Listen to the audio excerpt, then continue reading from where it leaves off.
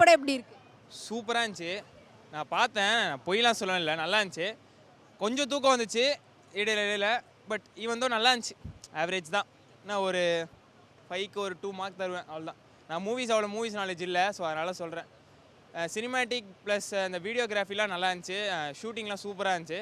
But அந்த concept தான் கொஞ்சம் டல்லாக இருந்துச்சு. யார் யார் வராங்கன்னு எனக்கு புரியல, அவ்வளோதான். ஃபர்ஸ்ட் டேல இருந்து கொஞ்சம் மிக்சடான ரிவ்யூஸ் வந்துச்சு. ரிவ்யூஸ் எல்லாம் பார்த்துட்டு வந்தீங்களா? பார்த்துட்டு வந்த பிறகு இப்போ படத்தை பார்த்த பிறகு என்ன தோணுது?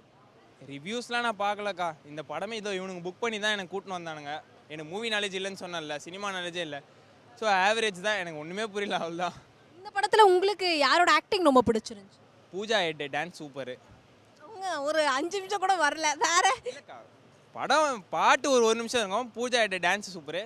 ஸ்ருதி ஹாசன் சூப்பர், அவ்வளோதான். வேற யாரும் சொல்கிற அளவுக்கு இல்லை. பொண்ணுங்களை மட்டும் தான் அப்ரிஷியேட் பண்ணுவியா? பசங்கள நாகார்ஜுனா இருக்காரு, சௌபின் இருக்காரு, அமீர் கான், எவ்வளோ பேர் இருக்காங்க. நான் ஏங்க பசங்களை பார்த்து என்னக்கா பண்ண போகிறேன்?